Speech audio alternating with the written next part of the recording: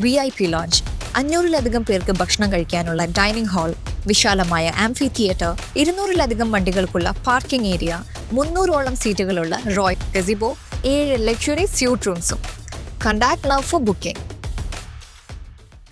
കനത്ത മഴയിൽ ഭാരതപ്പുഴയിൽ ജലനിരപ്പ് ഉയർന്നു തുടങ്ങിയതോടെ വെള്ളിയങ്കലിന്റെ ഷട്ടറുകൾ തുറന്നു.